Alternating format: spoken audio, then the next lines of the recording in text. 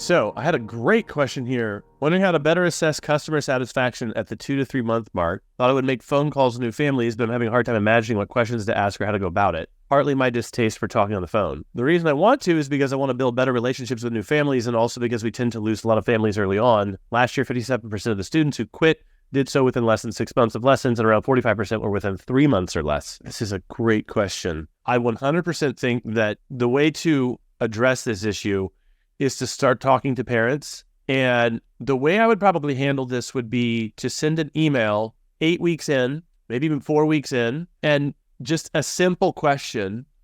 Hey, been working with Sarah for about 6 weeks now, 4 weeks, 8 weeks, whatever. And I just want to check in with you to see how things are going. And I would choose different language for this, but something to the effect of, or what impression you have. Because I actually don't really care about what their impression is. So I would want to be more careful with that word, but something to that effect. Do you have any thoughts? Then if they don't get back to you within like 2-3 days, say, hey, did you see this? That sort of thing. Wait till you hear something and then check to see what they say. Some people will give brief comments. You could ask a follow-up question.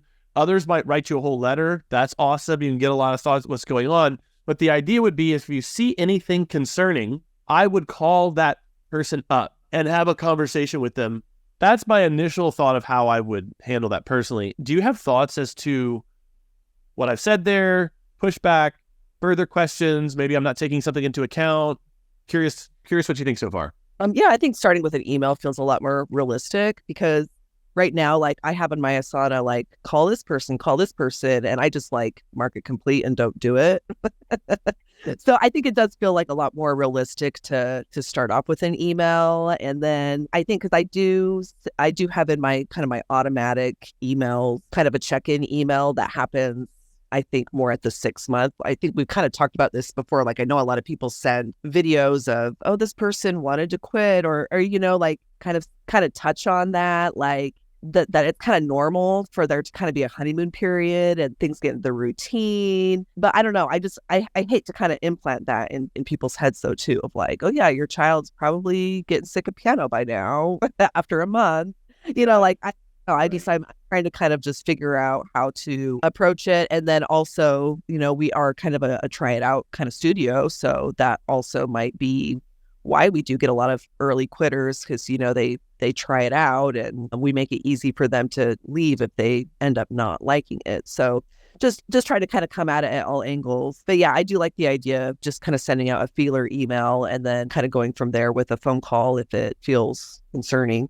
Okay, there's a lot here. The first thing I would say is that I think the starting place here is actually to raise your expectation for what is possible.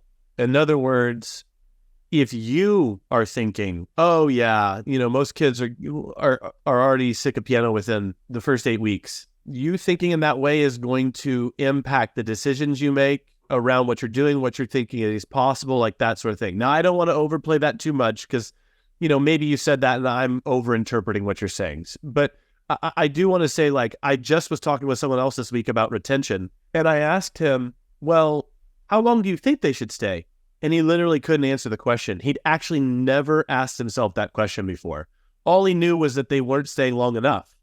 But he didn't actually have a positive vision for what they should be experiencing at key milestones along the journey. And for me, I would say that in my own studio, I was kind of shocked if people didn't stay for at least a year. And that's even like, for me, the early quitters were people who quit like around the 1 year mark. And yeah, occasionally I'd get like someone who quit a few months in. This happened maybe a couple times a year. Maybe some years it didn't happen at all. And a lot of times it was like, oh, my screening process failed. They really fooled me.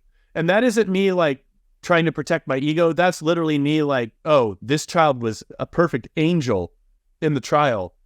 And as soon as the parent was out of the room, they became Godzilla, just wrecking everything. And they have a tail too. And so, like, I couldn't defend from that. Like, if someone's going to completely change their personality between the first time I meet them and the second time, then yeah, you're gone at 3 months, good riddance. But for me, it was kind of shocking if a kid quit in that first year. The other piece, too, was just like, what you're digging for is the reasons why parents quit. Because if you can learn what the vocabulary is and what the thinking is behind it, you can start to create an antidote for it from the beginning. And what you'll find is that you'll hear parents all describe the same problem, but using different language. But more than likely what's happening is that there is a reaction to something going on in the studio, and it's showing up and manifesting in different ways for people. And you've got to discover what that is. And so you're going to get a lot of language for it from them. And then it's kind of up to you to be like, okay, they're saying this person's saying that. And it all kind of refers to this thing here. Do you already have a sense of what that might be? Or does this truly feel mystifying to you? Yeah, kind of mystified, I guess, because I think like usually I get like the very big like, oh, we're taking a break, and I think like, well, you've been in lessons for a month. Taking a like, break, yeah. Break? Like, what do you need a break from? Okay, so what would you say to that? I'm not sure, but other than just like, really, like, okay. I mean, I do tell people, I do tell people like I recommend sticking with it for at least 6 months just to give it a fair try, because if kids have other interests or whatever, at least they've gone through a few of those kind of frustration cycles, where they feel like, oh man, like I'm feeling frustrated, and then they can get over a few humps in that first 6 months. So I want to connect to something that you wrote in the question, which was, I'm not even sure what to ask. The quality of the answers that you get from families will be directly dependent on the quality of the question that you ask them. And you need quality answers from families to kind of diagnose the issue. I think the quality question to ask in that moment, and I mean, this I'm not saying this is like super insightful, but it's just like, I would actually ask the parent, oh, interesting. Who needs a break, you or Sarah? I think Sarah needs a break. Why does Sarah need a break? Like, what are you noticing? She's just so frustrated every time she comes home. Oh, has she told you why she's frustrated? Well, she said, blah, blah, blah, blah. This is where it starts getting so specific that it's, now I'm just like role playing, like I'm playing the part. I'm like playing the part of both people in my head. It's like when we're younger and we have like that first crush we ever have, and we can't talk to them for like 2 years, and we just imagine all the conversations we're going to have in our head, like with that person, 7th grade. Anyway, my point is just like at a certain point, it's kind of silly for me to like role play that out, because who knows what that parent says, but like that's what I would do with families. And I would just hear what they're saying and be like, okay, well, why is that happening? Well, why is that happening? Well, why is that happening? It's some variation of that. And you just get down to the bottom of it. Now, let me just go back to what you said there. Are you seeing these kids visibly get frustrated in the lesson?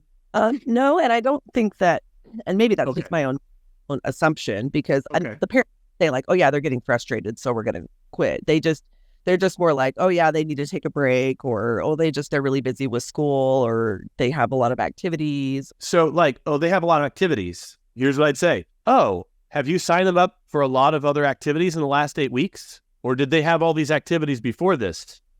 Well, they had all these activities before this. So you already knew they had a lot of activities. And sometimes I would actually call the parent out. It's like, it sounds like that the activities thing like might be occurring to you now. But if a child's like really enjoying an activity, that usually isn't an issue. Like I have kids that are actually busier than Sarah is, and they've been with me for years. That activity wasn't an issue. So is there anything else that's actually contributing to this? Because sometimes parents will just straight up lie to spare your feelings. And that's honestly how I took a lot of hard pills to swallow early on. And it's really what caused me to invent my group system so that I could give kids more time to practice in the lesson. Now, Elise, I know that you're doing the group system, so that isn't necessarily just like this Band-Aid, to put over this. But if they're getting frustrated at home practicing, then either the parent hasn't been educated as to what it should feel like, the child is being put in a position where they're being sent home and they're not qualified to do the work that you're asking them to do. Like practice isn't this magical thing we go send kids to do to become good enough to do the assignment you give them. They have to already be able to do the assignment before they leave the lesson. Otherwise, that leads to tears and frustration at home, and parents quit when they see that. I'll say it again. The child has to be equipped to do the assignment, or we shouldn't give them the assignment. We should only give them something to do going home that they could easily do on their own without a lot of adult intervention or any adult intervention, because they're not going to get that adult intervention, period. So if we're giving them assignments that they're not qualified for, we're asking for low retention in our studio.